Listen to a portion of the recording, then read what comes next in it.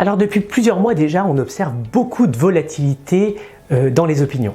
Si je prends l'exemple de la croissance économique, les prévisions ont été très changeantes.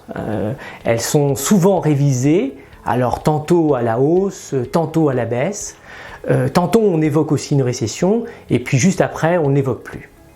Alors s'il y a de la volatilité dans les opinions, il y a également aussi un retour de la volatilité sur les marchés financiers. Par exemple sur les marchés obligataires, les variations sont désormais beaucoup plus élevées. Sur l'OAT, c'est-à-dire l'obligation du Trésor français, on a des variations de l'ordre de 15 points de base en moyenne par semaine, alors que ces variations étaient plutôt autour de 5 points de base avant. Alors sur les marchés actions, on observe aussi une très forte distorsion des performances. Il n'est pas rare d'observer un écart de performance entre la plus forte et la plus faible performance sectorielle de l'ordre de 15% par mois. Et ce retour de la volatilité sur les marchés, au fond, il est assez normal et il est durable. Parce que si on a un nouveau régime sur le niveau des taux d'intérêt, ça implique un nouveau régime sur la volatilité des taux et ce faisant sur tous les actifs financiers. Donc dans cet environnement très changeant, je dirais très bruité, eh bien il est encore plus important que d'habitude d'avoir un cap et de ne pas changer d'avis tout le temps. Et depuis plusieurs trimestres, eh bien nous maintenons le même cap. Ce cap, c'est 2023, ça va être pour nous une année de stop dans la conjoncture. On va dire encore une année blanche. Il y a une récession dans l'industrie mondiale, parce que dans les entreprises industrielles, on observe des stocks qui sont trop élevés. Donc il y a un besoin de réduire ces stocks et donc ça va supposer une pause dans l'activité. Et les plus récentes enquêtes de conjoncture auprès des industriels montrent que le climat des affaires se détériore simultanément dans l'industrie française, dans l'industrie européenne ou dans l'industrie chinoise.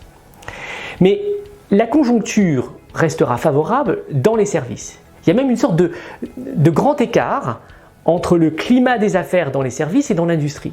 Parce que dans les services, il y a toujours un besoin de rattrapage post-Covid, notamment dans certains secteurs, tout ce qui va être tourisme, loisirs, restauration, etc. Donc au fond, la conjoncture va encore se détériorer. Et il ne faut pas être complaisant.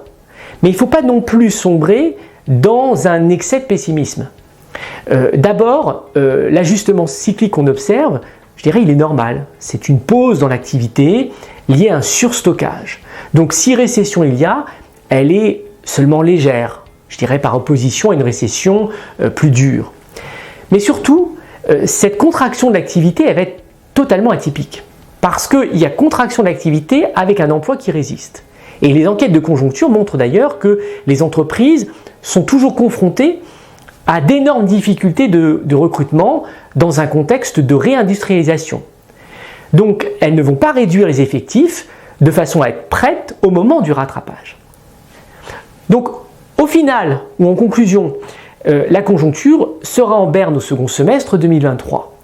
Mais il convient de rapidement se projeter au-delà et d'envisager une sortie par le haut. Parce que la prochaine décennie, on l'a dit souvent, sera marquée par un boom de l'investissement nécessaire si on veut faire face aux défis de la souveraineté stratégique et aux défis de la transition environnementale.